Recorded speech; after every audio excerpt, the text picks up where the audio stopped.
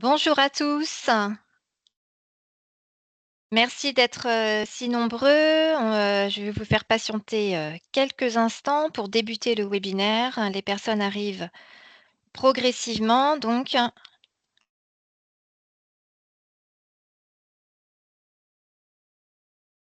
on va attendre deux petites minutes. Un sujet, voilà, qui intéresse toujours.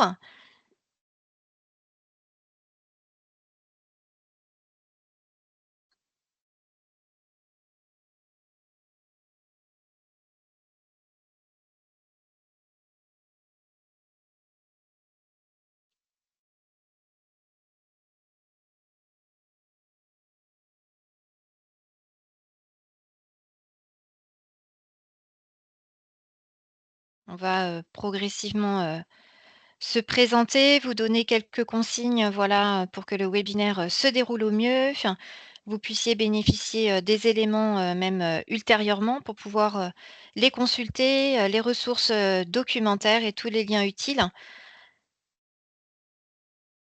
Clémence, Damien, si vous souhaitez, vous présenter en premier, allez-y, je vous en prie. Ça marche. Bah, je me lance. Donc, bonjour à tous. Je suis Clémence Caillot, chargée d'études et de développement à la GFIP Bretagne et Pays de la Loire.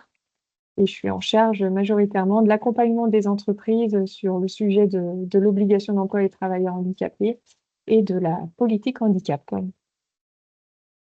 Damien Goujon, délégation de l'AGP des Pays de la Loire. J'occupe le même poste que Clémence, mais uniquement pour la région des Pays de la Loire.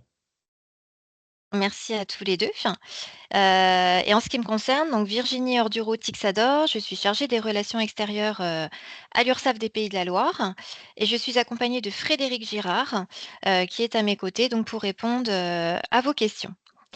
Voilà, donc on va débuter, tranquillement, ce webinaire. Donc déjà un grand merci, hein, d'être si nombreux. Je remercie également, l'AGFIP, d'être à nos côtés puisque c'est important, hein, qu'on puisse mutualiser nos moyens pour vous apporter, la bonne, information au bon moment. Donc, en ce qui concerne la déclaration obligatoire de l'emploi des travailleurs handicapés sur les enjeux donc, 2025, quelques petites consignes. Voilà, on vous invite à poser, vos questions, dans la zone questions-réponses prévue à cet effet. Bien entendu, ne pas mentionner de données, confidentielles, hein. Si vous avez une question, plus spécifique, de bien utiliser en ce qui concerne l'URSSAF votre espace sécurisé, ce qui permettra aussi, hein, d'avoir une traçabilité, de votre demande et de permettre à nos agents de pouvoir, y répondre, voilà, par la suite. Un replay va être mis à votre disposition. Donc, ce replay est disponible sur YouTube, sur la chaîne URSSAF Pays de la Loire.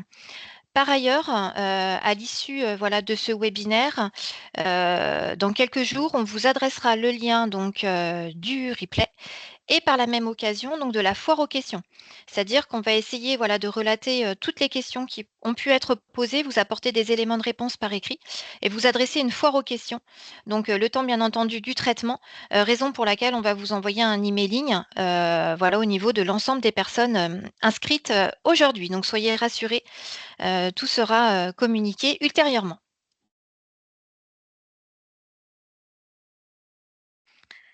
Et en ce qui concerne, le sommaire, je te laisse la main, Clémence, pour débuter la présentation. Merci Virginie. Alors, on a voilà, proposé un webinaire un peu en 3 temps. Un premier temps où on va reprendre les éléments liés à la déclaration de l'obligation d'emploi des travailleurs handicapés. Donc, on reprendra le temps pour redéfinir ensemble les modalités de calcul, parler un peu des dates. On fera un petit focus sur tout ce qui est effectif, les déductions, les modalités déclaratives et la taxe forfaitaire. Donc ça va être le premier chapitre. Et ensuite, on va vous présenter le simulateur voilà, que propose la GFIP qui vous accompagne dans votre déclaration. Et dans un troisième temps, on va vous présenter également voilà, l'offre de conseils d'accompagnement que la GFIP propose aux entreprises pour leur permettre de répondre notamment à l'obligation d'emploi de travailleurs handicapés. Alors, la DOTH, donc on va commencer par les modalités de calcul. Donc là, l'idée, c'est de reprendre un peu ce schéma qui permet voilà, de définir votre montant de contribution que vous devez verser à l'échelle de votre entreprise. Alors, pour arriver à ça, on a une première étape, c'est de partir de votre effectif d'assujettissement. C'est-à-dire au niveau de votre entreprise, à l'échelle de votre sirène, on prend votre effectif d'assujettissement sur lequel on applique l'obligation légale, c'est-à-dire les 6%. Ce calcul, en fait, le résultat qu'on obtient, on l'arrondit à l'unité inférieure, ce qui nous donne l'obligation d'emploi pour l'entreprise, c'est-à-dire le nombre de personnes BOETH qu'elle doit employer pour répondre à son obligation d'emploi. Ensuite, de cette obligation d'emploi, on va venir déduire les effectifs que vous employez en interne, mais aussi en externe. Donc, on retrouve dans les BOTH du coup internes les salariés, mais aussi les stagiaires. Dans les BOETH externes, on fait plutôt référence là aux personnes qui sont intérimaires ou mises à disposition, par exemple. Donc, on déduit le nombre de bénéficiaires employés de l'obligation d'emploi, ce qui nous génère un nombre de bénéficiaires manquants si l'entreprise répond pas ou partiellement à son obligation d'emploi de travailleurs handicapés. Et en fait, on va partir de ce nombre de bénéficiaires manquants qu'on multiplie par un coefficient qui va être défini en fonction de la taille de l'entreprise. Donc, ça peut être 400, 500 ou 600, et on le multiplie par le SMIC horaire. Donc, en fait, c'est ce calcul-là qui nous permet d'arriver à définir un montant de contribution brute avant déduction.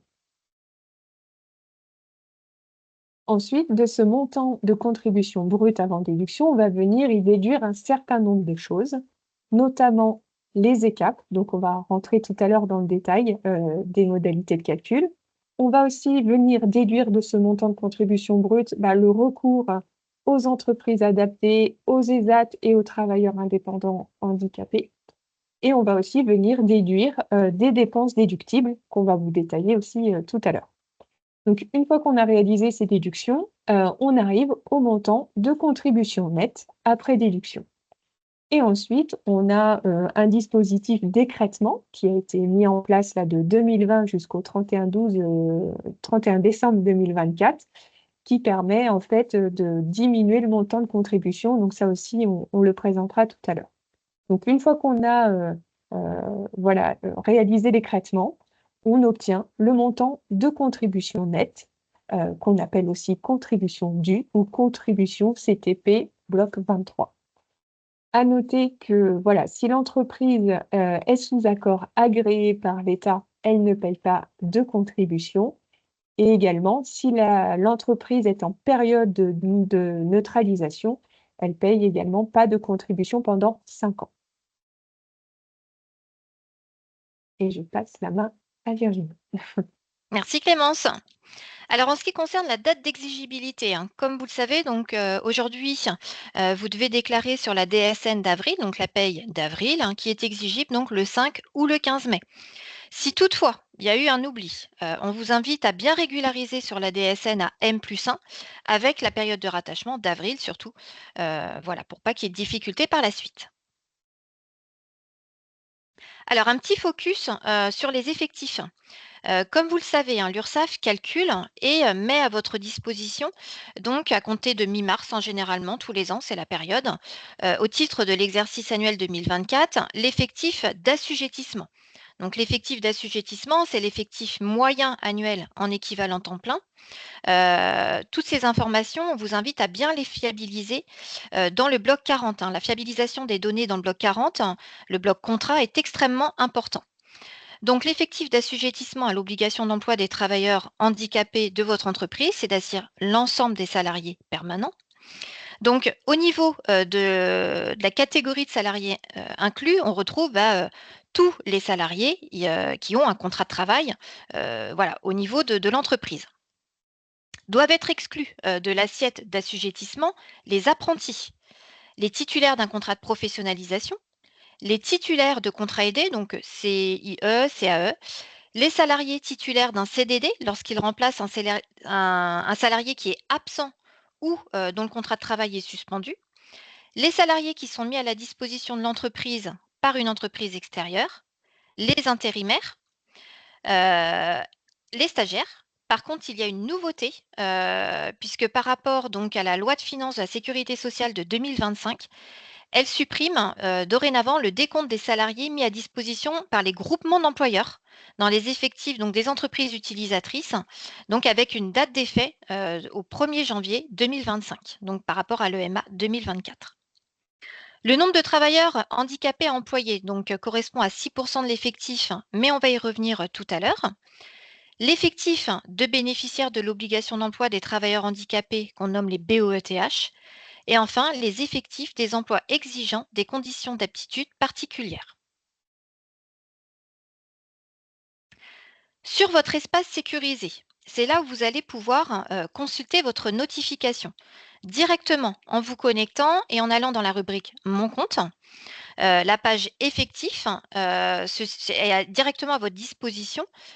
Important également, aujourd'hui, les données sont consolidées depuis la prise en compte des blocs Régule. Donc la base consolidée est dorénavant disponible sur les EMA de 2023, 2024 et 2025. Les EMM, eux, sont consolidés au mois le mois depuis 2024. Donc je pense que certains d'entre vous, vous avez pu voir ces évolutions.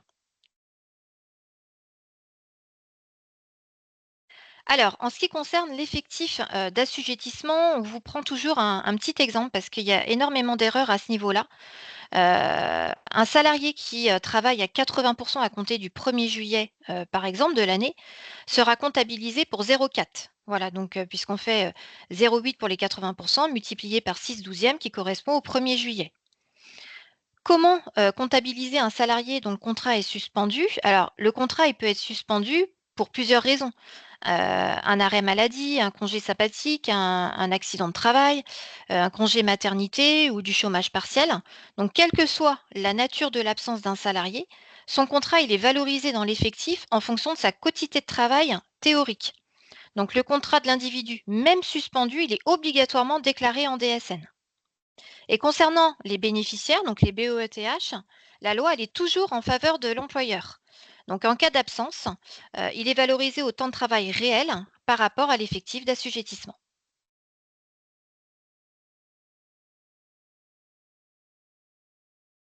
Alors, au niveau des modalités dérogatoires, donc certaines structures sont assujetties uniquement, bien entendu, sur leur effectif permanent. Donc là, on reprend en effet les éléments, donc les entreprises de travail temporaire, les entreprises adaptées de travail temporaire, les entreprises de portage salarial, les associations intermédiaires et les agences de mannequins.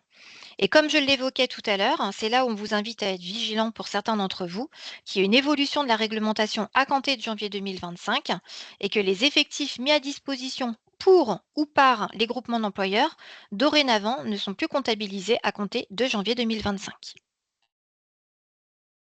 Hein, donc pour ces structures, forcément, l'effectif d'assujettissement, c'est l'effectif permanent. L'obligation d'emploi, on l'a évoqué tout à l'heure. Donc, c'est le nombre de bénéficiaires devant être employés, donc au titre de l'année, qui est égal à l'effectif d'assujettissement, OETH, multiplié par 6%. Donc, le résultat, lui, il est toujours arrondi à l'entier inférieur et vous avez donc une fourchette voilà, par rapport à l'effectif. Alors, le taux, il faut savoir qu'il pourra être ajusté hein, en fonction donc de la prévalence du handicap dans la population active et de la situation donc des travailleurs handicapés au regard donc du marché du travail d'une manière générale.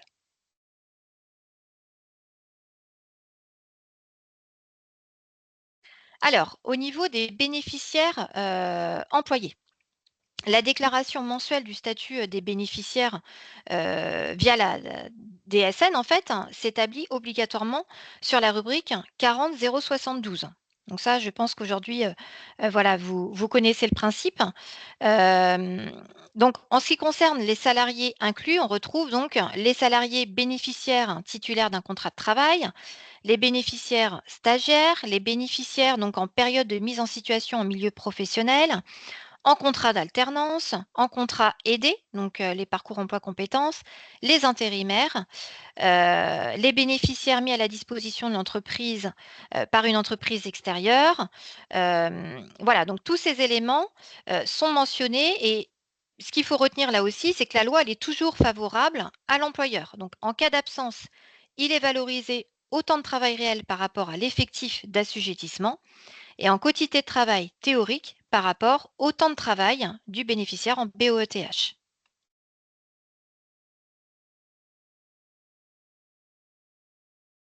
Maintenant, les bénéficiaires employés qui ont plus donc de 50 ans. Comme vous le savez, hein, il y a une surpondération. C'est-à-dire que les personnes qui ont plus de 50 ans, eh bien, ils seront multipliés par 1,5. Donc à travers le petit exemple, là, on retrouve toujours une personne qui travaille à 80 à compter du 1er juillet. Donc 80 en 0,8 multiplié par 6/12 et c'est là où le coefficient, en l'occurrence, sera de 1,5. Ce qu'il est important, de savoir, c'est que les personnes qui ont eu 50 ans dans l'année sont également prises en compte. Donc le statut BOETH sera valorisé là pour l'année entière.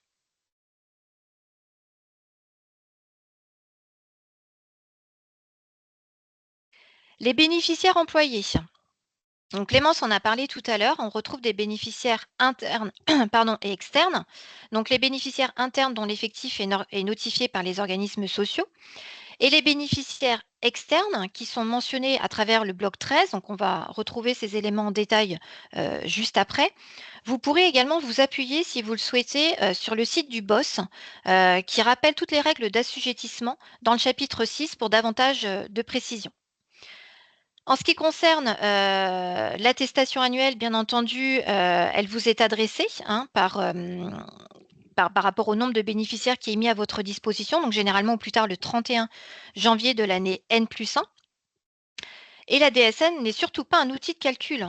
Donc c'est là, c'est à vous en fait d'additionner le nombre de bénéficiaires donc permanents avec le nombre de bénéficiaires qui ont été accueillis pour déterminer justement eh bien, l'effectif BOETH réel.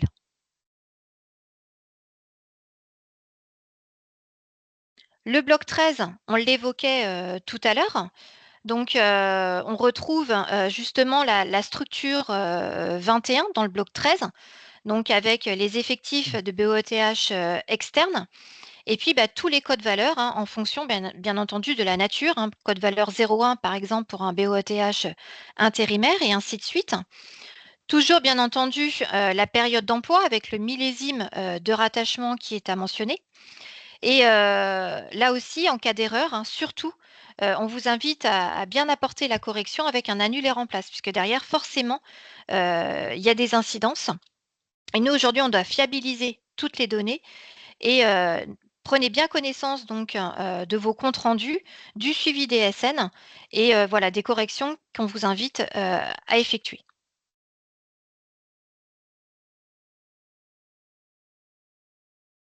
Alors les blocs changements. Donc les blocs changements, ils peuvent être utilisés donc au moment, de la déclaration obligatoire de l'emploi des travailleurs handicapés, mais comme à tout moment au cours de l'année, en fait. Et c'est là où on se permet d'insister au niveau de l'URSSAF, hein, dès qu'une erreur est constatée ou qu'un statut, BOTH est connu, il faut bien le mentionner. Donc le bloc changement, à faire salarié par salarié au niveau donc, du changement de contrat, le bloc 41. De bien mentionner la date de modification avec l'ancien statut et avec une profondeur de calcul de la paye qui est renseignée au premier jour du mois de ce changement à travers la rubrique 41 028.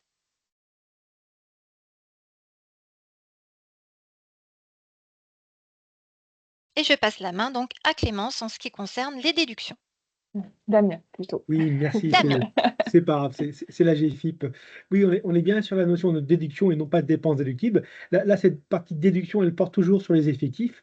Et une particularité des effectifs, en l'occurrence, les ECAP, emploi exigeant des conditions d'aptitude particulières. Alors, cette liste-là, elle est figée, hein, donc il y a 36 emplois qui correspondent aux ECAP. Cette liste, elle est disponible sur différents sites, Légifrance, Ministère du Travail, la GFIP. Cette liste-là, elle vous permet quelque part de venir un peu minorer votre contribution. Alors, comment ça se passe? On prend ce nombre d'ECAP qui vous est notifié lors de l'attestation annuelle de l'URSSAF, on multiplie ce nombre d'ECAP par 17 et on le multiplie par le taux horaire du SMIC. Donc, c'est ce montant-là qui va venir en déduction de la contribution brute. l'application, le simulateur vous permet hein, d'entrer ces données. Partie qu'on verra ensuite. Les entreprises n'ont pas des caps, évidemment, hein, c'est en fonction de la liste des 36 emplois métiers concernés. Là, sur la partie déduction, mais plutôt de dépenses déductibles, on va s'intéresser à la sous-traitance auprès des entreprises adaptées et des ESAT. Avant de commencer ce chapitre-là, on voulait vous signaler qu'il y a en ce moment une grosse campagne de prospection agressive, voire limite frauduleuse, d'organismes qui se prétendent du champ du handicap. Donc, on voulait commencer par ça et ensuite vous donner les clés pour voir quels sont les bons acteurs à solliciter. La notion de déduction liée à la sous-traitance, eh bien, il faut la comprendre à deux niveaux. Il y a un plafond fixe et un plafond variable qui sera lié à votre taux d'emploi. Le plafond fixe, quelque part, il repose sur la part de main-d'œuvre de la dépense envers le AESAT. C'est-à-dire que ne sera considéré en déduction que l'humain. Quelque part, qu'est-ce que l'ESAT a mis en place ou l'EA a mis en place en termes de moyens humains pour la prestation que vous avez achetée. Donc ce plafond est de 30%. On retient 30% du montant de la main-d'œuvre. Évidemment, l'EA, l'ESAT vous fournit une attestation, souvent en début d'année ou avant la fin du premier trimestre, où ce montant de main-d'œuvre vous est notifié. Ensuite, ce montant de main-d'œuvre, une fois qu'on l'a, donc plafonné à 30%, comment je le déduis de ma contribution? Eh bien, en fait, il y a deux possibilités de le déduire. C'est en fonction de votre taux d'emploi. Si votre taux d'emploi est supérieur à 3%, eh bien, vous pourrez déduire 75% du reste de votre contribution par ces achats EA-ESAT. Si votre taux d'emploi est inférieur à 3%, eh bien, c'est 50% de ce montant de par main-d'œuvre que vous pourrez déduire. Donc ça, c'est très important. Le taux d'emploi est l'indicateur clé. Le second, c'est 30% de la part de main-d'œuvre dans la limite de 50% ou 75%. J'espère que c'est clair pour vous. Je répondrai à vos questions de suite si besoin par écrit. Merci. Alors voilà, par rapport à cette campagne un petit peu agressive ou frauduleuse, donc le ministère du Travail a communiqué mi-février une note, une alerte hein, sur son site. Nous-mêmes, au niveau de la GFIP, en fin d'année, on l'a mis en évidence. Il faut être très vigilant par rapport à tout ce qui est entrant, tous les flux d'entreprises, de structures qui vous contactent, parfois qui vous contactent vis-à-vis des données sur votre DOTH. Ça, c'est pas possible. Hein. Les données liées à l'OETH, il n'y a que l'URSSAF qui les connaît.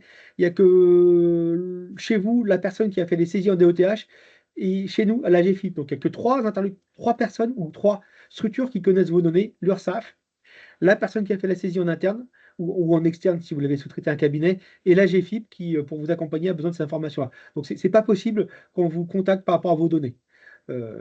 Soyez vigilants à tous ces appels entrants sur votre situation. Parfois, ces organismes utilisent des noms, des logos, y compris les nôtres. Moi, j'ai même appris qu'une entreprise que j'accompagne a été appelée par quelqu'un qui s'appelait Damien Goujon, vous voyez, mais ce n'était pas moi. Donc, ça va jusque-là hein, aujourd'hui hein, en région Pays de la Loire. Soyez vigilants aussi, parfois, vous avez des packs ou des forfaits qui correspondent pile poil au montant qui vous permet d'éviter la surcontribution. La surcontribution, c'est effectivement elle s'applique sur les entreprises qui ne respectent pas leur obligation d'emploi. Donc, c'est une majoration hein, qui va jusqu'à 1500 fois le SMIC pour une unité manquante. Eh bien, ils vous font des packs qui correspondent pile poil à ce montant. Alors, ce montant, hein, c'est de 600 fois le SMIC horaire. Donc, grosso modo, il est autour de 7128. Quand vous avez un prospect qui vous vend une prestation qui correspond pile poil à ce montant-là, bah déjà, c'est un appel à la vigilance.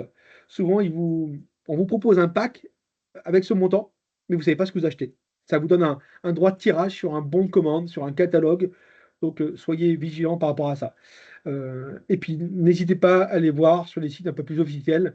Notamment, il y a le site Osmose, qui est la fusion de grands réseaux sur les réseaux d'EA et ZAT, et aussi le site Inclusif, qui là, lui, porte sur le référencement de travailleurs indépendants handicapés. Donc voilà ce petit point de zoom sur la sous-traitance.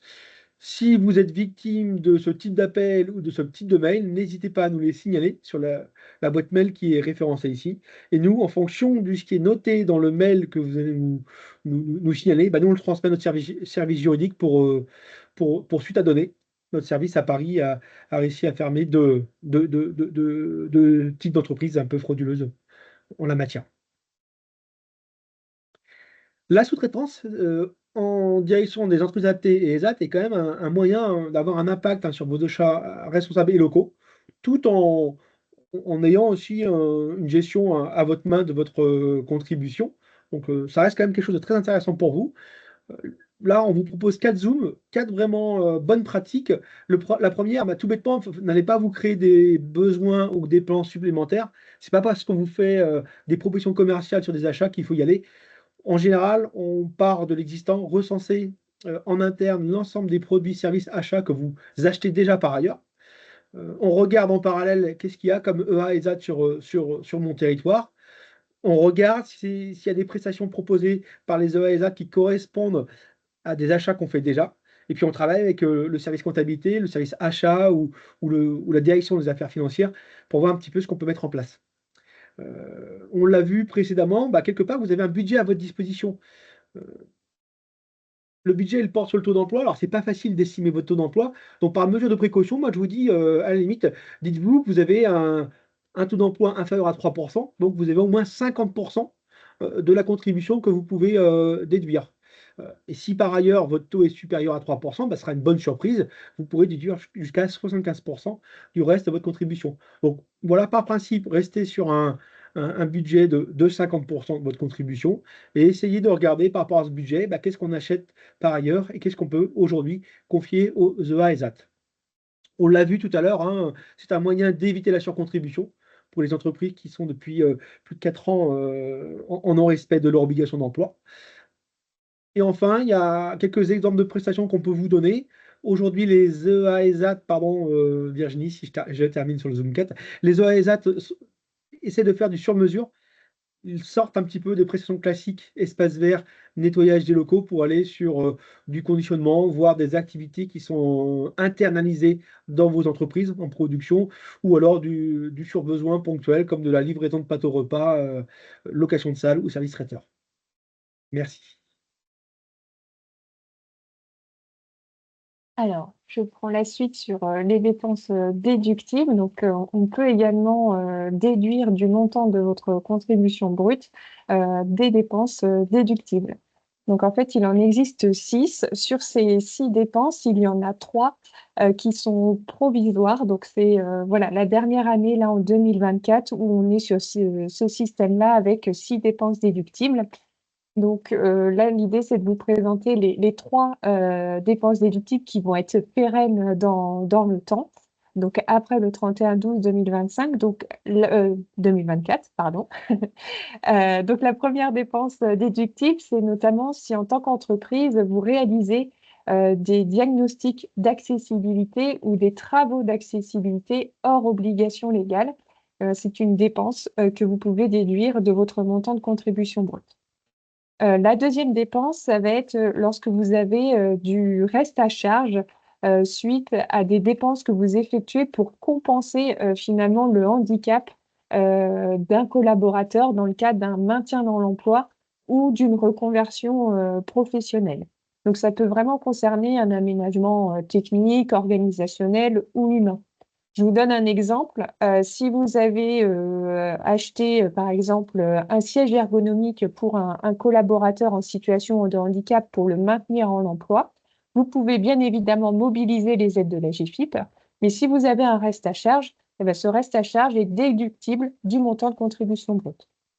Donc ça, c'est la deuxième dépense déductible. Et la troisième concerne là plutôt toutes les actions, on va dire, de sensibilisation et de formation que vous allez mener auprès de vos salariés dans l'objectif finalement de favoriser la prise de poste ou le maintien dans l'emploi d'une personne en situation de handicap. Donc, les montants que vous devez déclarer, ils sont hors taxe et ils sont aussi à déclarer dans le bloc 82. Donc, en termes de plafond, on a un plafond sur ces dépenses déductibles, il est à hauteur de 10%.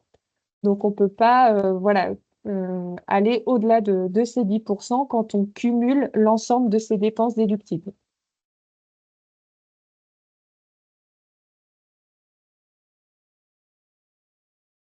Alors, ensuite, on est sur la notion d'écrêtement que j'ai un petit peu abordé au tout début. Donc là, effectivement, le changement de loi qui a eu lieu en 2020 a généré pour un certain nombre d'entreprises une forte augmentation de la contribution. Donc le législateur, pour limiter cet impact-là, a mis en place cette notion d'écrêtement. Donc l'écrêtement, il va se terminer au 31 décembre 2024. Donc, du coup, il est encore valable là pour la prochaine déclaration que vous allez réaliser là prochainement pour l'année 2024. Donc, concrètement, comment ça marche? Ben, on s'intéresse au montant de contribution que vous avez payé l'année précédente et on le compare avec le montant que vous de l'année N. Et s'il y a une hausse trop importante, il y a un abattement qui s'applique. Donc, pour vous donner un exemple, si vous constatez qu'il y a une hausse, par exemple, de 1 000 € sur votre montant de contribution nette par rapport à l'année précédente, eh bien, vous bénéficiez d'une déduction de 500 € pour 2024, puisque le taux d'abattement qui est appliqué sur l'année 2024, il est de 50%. Donc, voilà pour l'écrêtement. Je vais passer la main à Virginie pour la suite. Ton micro, Virginie, il est coupé. Merci. Au niveau de la contribution, due, donc soit, eh bien, il n'y a pas d'accord agréé, donc dans ces cas-là, il faut reporter, le montant de la contribution dans le bloc, 23, donc le code type de personnel, 730. Soit, eh bien, il y a un accord agréé, donc on retrouve ici, il faut renseigner le bloc 13 lors de l'accord, d'accord agréé avec le numéro surtout, du millésime, le numéro et le millésime, pardon. Donc le code type de personnel 730, pardon, avec une valeur à 0. Je pense que c'est bon en ce qui concerne la contribution due. Alors, en ce qui concerne les modalités déclaratives, en DSN, on vous le rappelle, hein, la déclaration doit obligatoirement être faite mensuellement concernant donc, les effectifs. Donc, là, vous précisez dans la rubrique 40 072 le statut du bénéficiaire. Annuellement donc, les déductions, accord agréé, bénéficiaire externe, la contribution. Code type de personnel, donc montant de la cotisation agrégée à travers donc le bloc 13. Toutes les régularisations doivent obligatoirement être déclarées, en DSN et tout ça le plus tôt possible.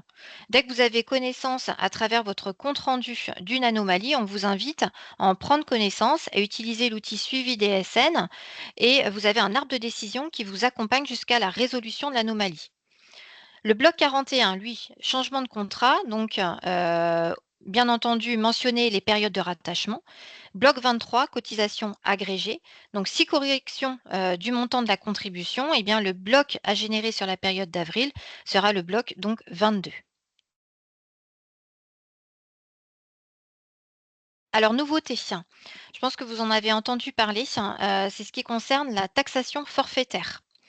Donc si pas de déclaration, vous avez donc le décret, de référence. Donc les employeurs, sont assujettis à l'OETH, et par conséquent, s'ils ne respectent pas, leurs obligations, eh bien, ils sont redevables dorénavant d'une contribution forfaitaire qui est fixée à titre provisoire. Donc on va vous apporter quelques précisions sur les modalités de calcul. Son montant, lui, il est fixé au montant que vous auriez dû réellement payer par rapport à la contribution, mais il est aussi majoré de 25. Et en plus, ce taux, il est augmenté, de 5 points, donc il passera par exemple à 30 à chaque échéance que vous n'avez pas déclarée. Par contre, lorsque vous effectuez votre déclaration après la notification qu'on a pu vous envoyer, bah, le montant de la contribution due, donc il est régularisé en conséquence et il est majoré à 8 au lieu des 25 qu'on vous a notifiés, au préalable. Alors, C'est peut-être un petit peu petit, mais là, c'est une illustration justement, de la taxation. Donc par rapport, bien entendu, au calcul, donc l'obligation d'emploi moins le MABOETH qui nous donne le nombre, de bénéficiaires donc manquants, multiplié donc par le SMIC horaire, par le coefficient multiplicateur. Donc là, on est dans une entreprise qui a plus de 750 salariés. Donc bien entendu, le coefficient multiplicateur est de 600, c'est ce qu'a pu vous préciser, tout à l'heure ma collègue. Et donc, par la suite, on retrouve le montant de la contribution brute qui a été calculé. Et à travers donc un petit schéma, on retrouve justement ces modalités de calcul si vous ne respectez pas, l'obligation, avec la majoration donc des 5 qu'on évoquait tout à l'heure, si toutefois vous ne régularisez pas, la situation. Donc à chaque fois, les 5 se rajoutent, donc vous voyez là, on passe de 25 à 30, puis encore, 35 et ainsi de suite. D'où l'intérêt, et bien de corriger, rapidement. Le simulateur DEETH, donc là, je vais laisser la parole à mes collègues.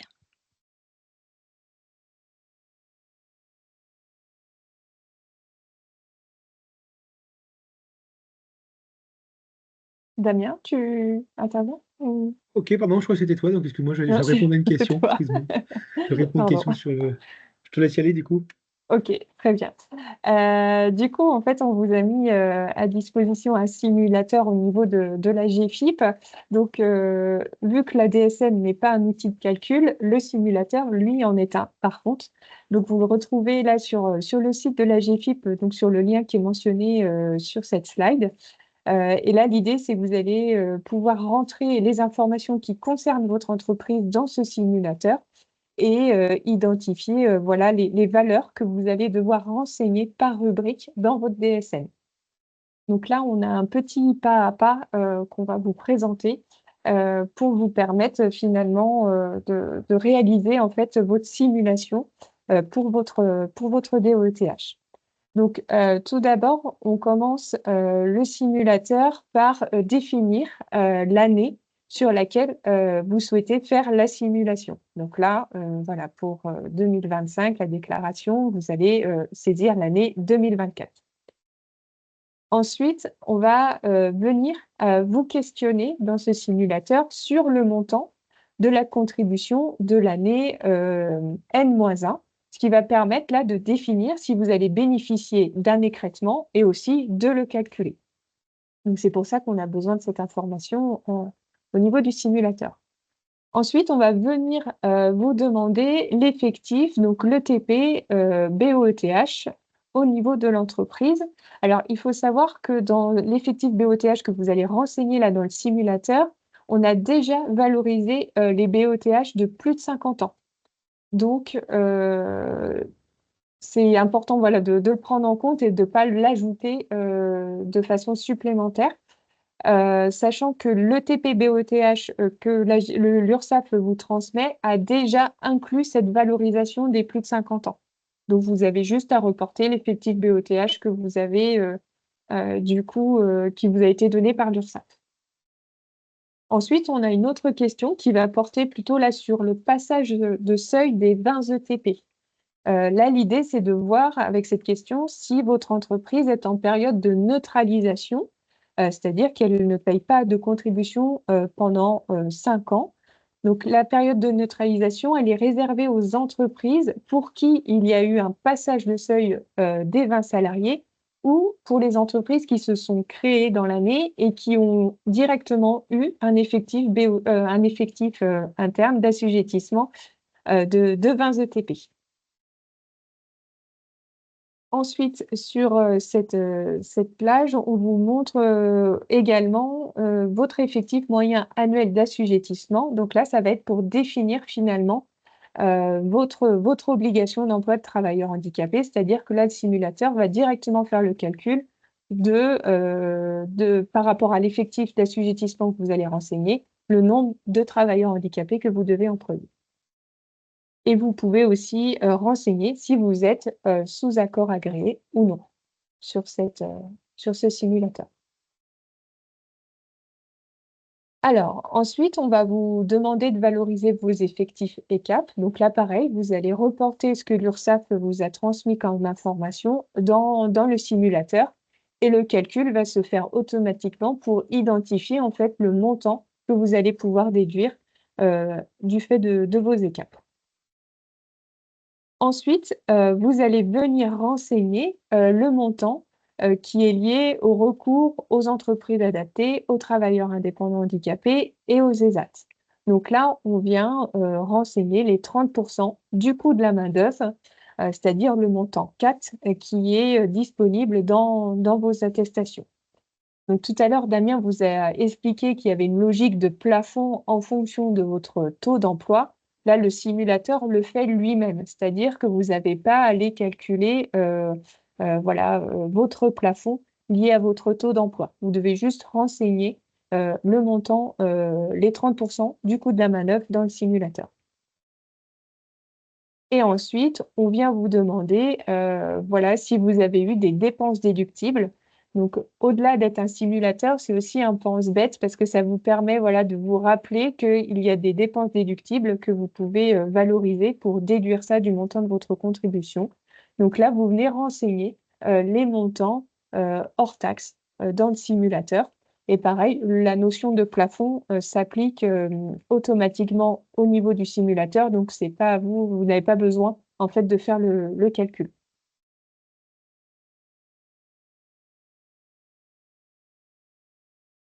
Ensuite, on va avoir un certain nombre de questions qui vont venir définir finalement si votre entreprise est concernée par la surcontribution ou pas. Donc c'est pour ça qu'on vous demande si dans les 3 dernières années, vous avez eu des BOTH dans vos effectifs. Parce que si c'est pas le cas, eh ben, il y a la surcontribution qui peut s'appliquer. On vous demande également si vous avez un accord agréé, parce que l'accord agréé est un moyen de répondre à l'obligation d'emploi. Donc là, la surcontribution ne s'applique pas dans ce cas de figure, si vous avez un accord agréé. Et on vous demande aussi si le recours aux ESAT, entreprises adaptées et travailleurs indépendants, arrive à un montant total de main-d'œuvre supérieur ou égal sur les 4 dernières années à 600 fois le SMIC horaire. Donc ça permet de définir finalement ces 3 questions si on applique le coefficient de 1500 fois le SMIC ou pas par rapport à votre entreprise.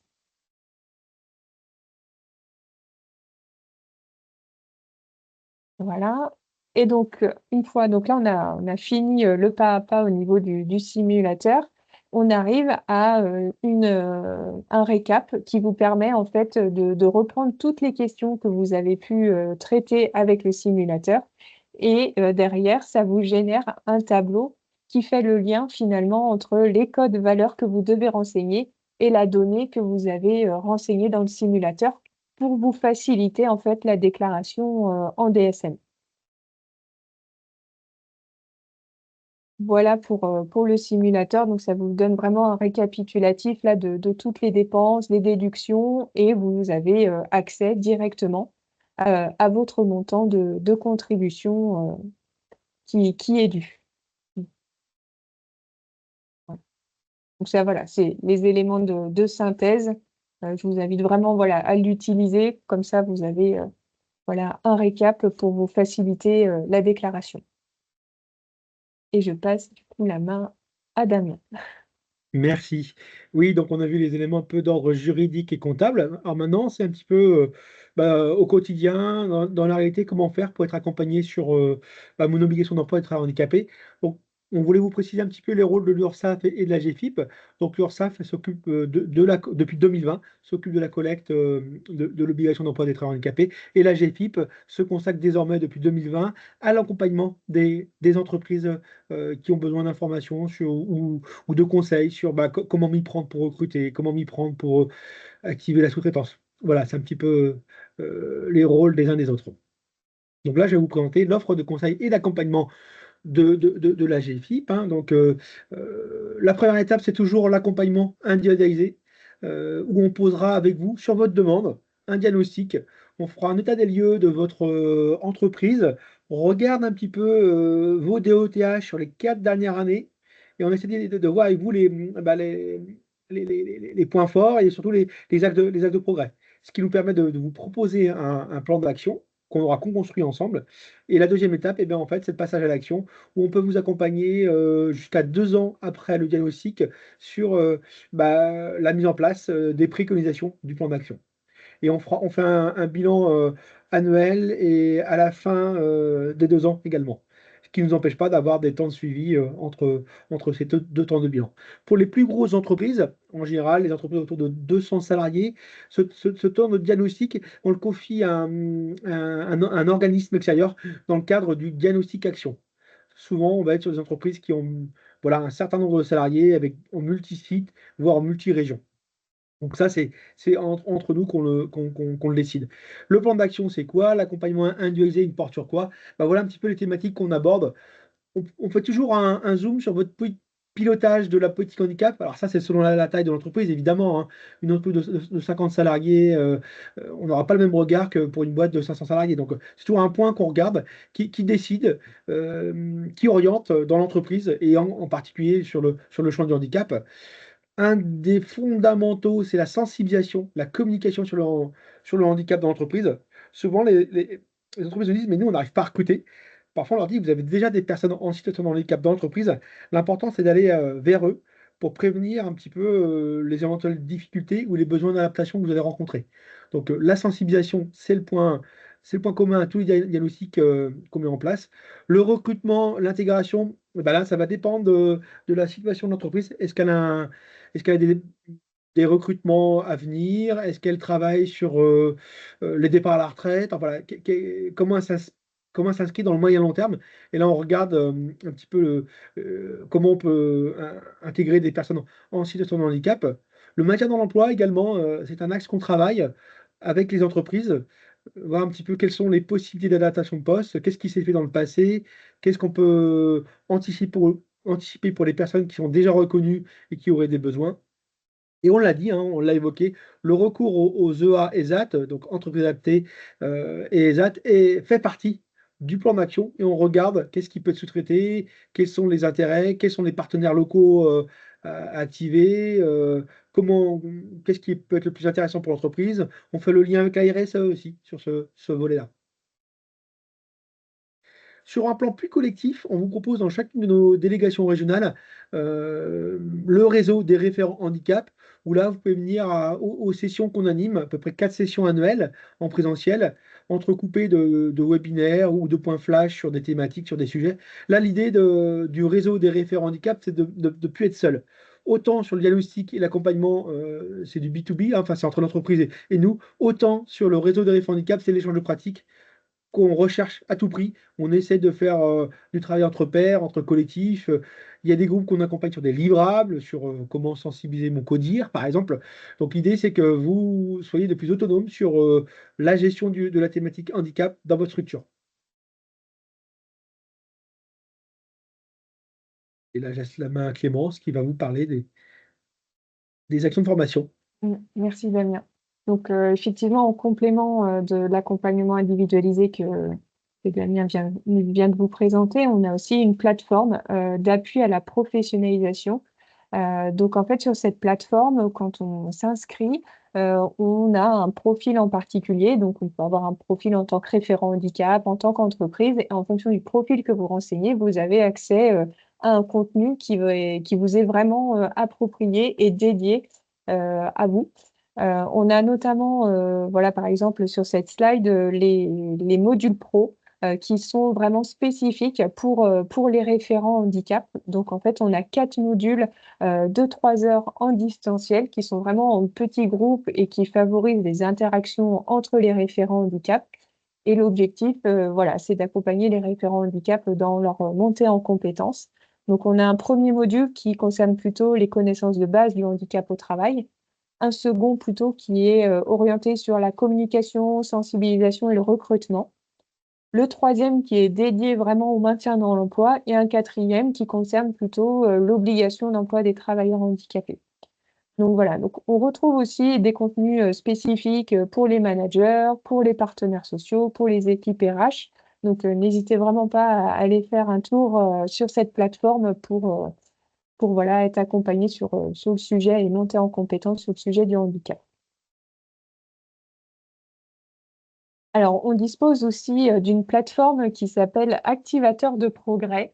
Donc là, sur Activateur de progrès, vous allez retrouver la majorité des outils de sensibilisation que nous vous proposons au niveau de la GFIP. Donc, on va retrouver notamment dans les outils de sensibilisation des jeux. Voilà, on a un jeu qui s'appelle Handi Poursuite qui est disponible en format numérique, mais aussi en format plateau. XXL également. Donc, ça permet voilà, de sensibiliser les collaborateurs de façon assez ludique. On a aussi le jeu qui s'appelle Active Game. Et à côté de ça, en fait, on vous met à disposition des outils de communication. Donc, on a développé des affiches, des flyers et aussi des Active Box. La particularité des Active Box, c'est de vous mettre à disposition un contenu de sensibilisation spécifique à une thématique.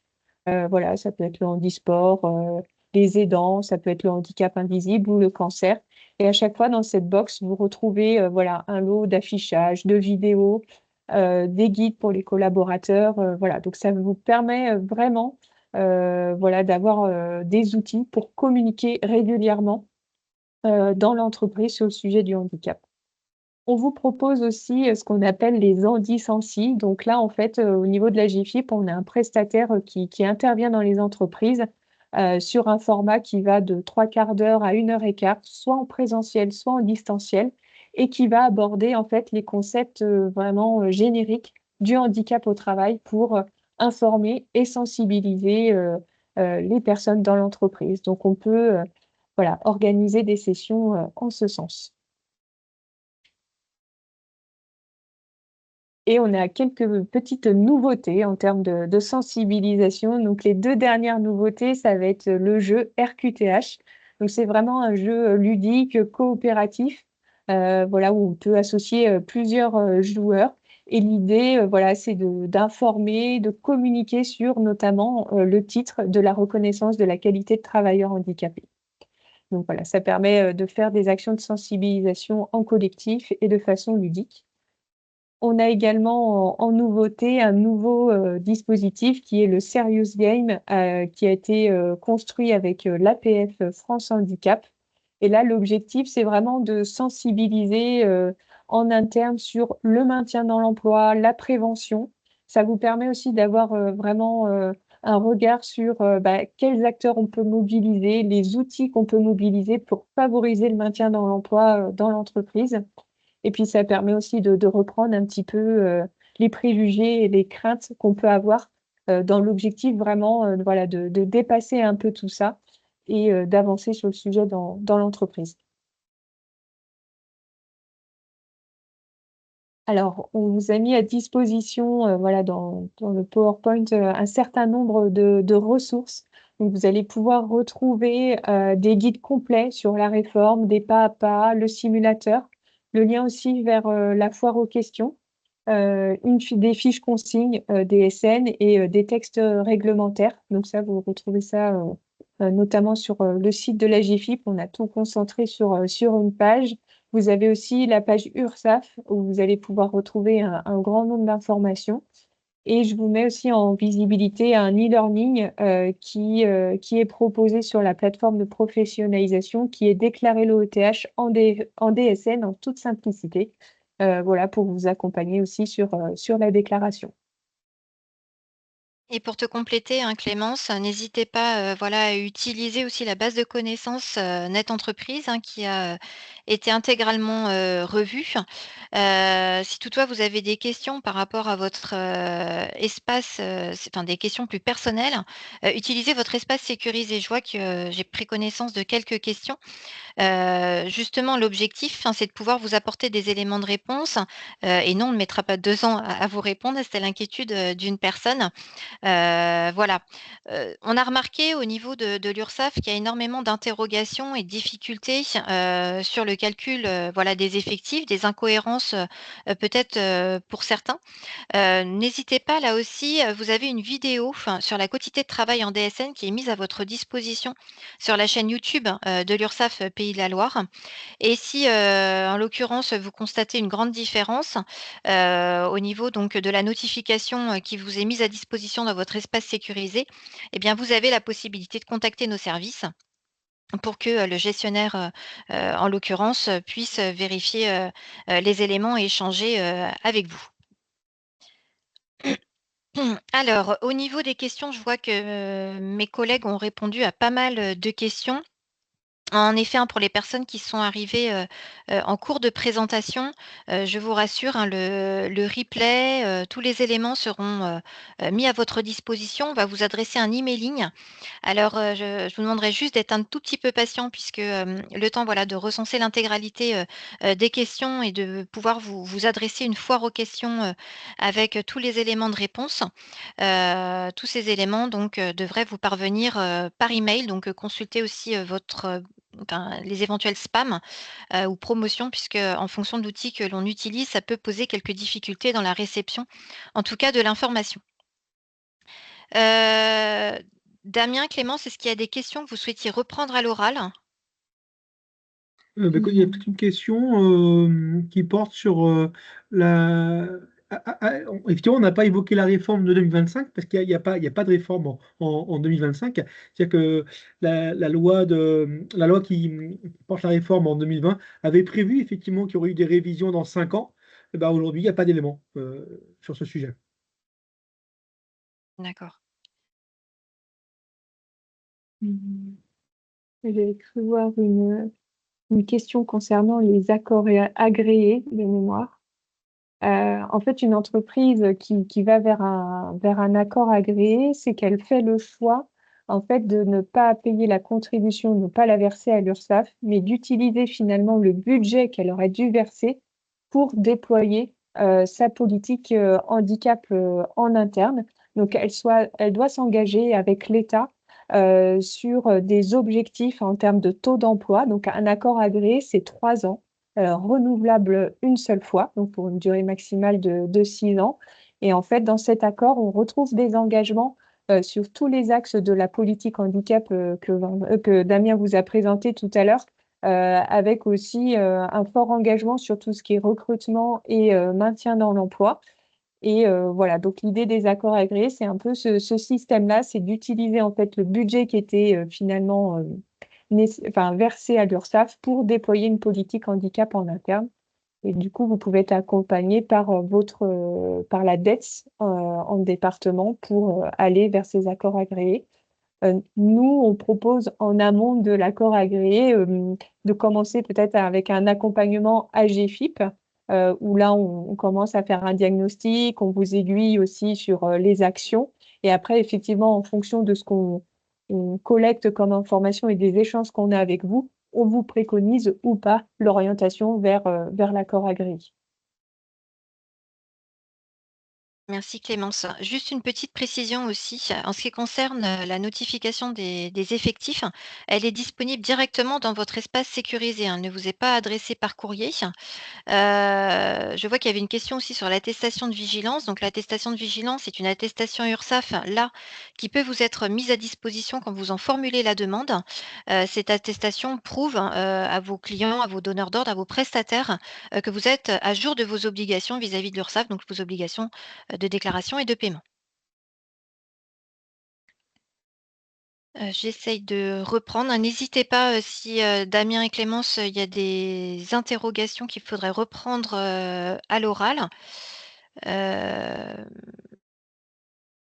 on l'évoquait aussi, si toutefois vous avez connaissance, de la situation d'un salarié donc, qui a une reconnaissance de travailleur handicapé après, donc la déclaration, bien entendu, hein, on vous invitera à apporter la modification.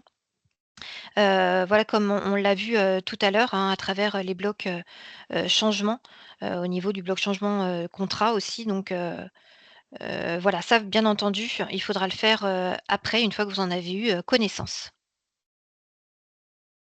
Bah, écoutez, je vais répondre à une question, j'étais en train de rédiger, mais oui, l'accompagnement de la GFIP est gratuit. Alors, indirectement gratuit, c'est la logique de redistribution de la collecte qui permet de financer l'accompagnement des entreprises.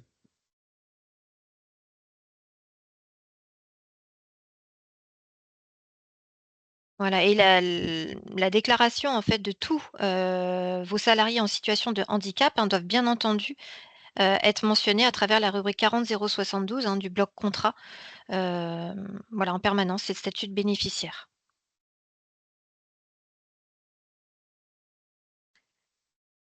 Je pense qu'on va arriver au terme, voilà, des questions. De toute façon, comme on a pu vous le préciser, si vous n'avez pas, bénéficié encore de la réponse, nous, on va reprendre ces éléments, après et vous allez pouvoir, bénéficier de notre retour. Donc, pas d'inquiétude, voilà, par rapport aux interrogations éventuelles que vous nous avez soumises.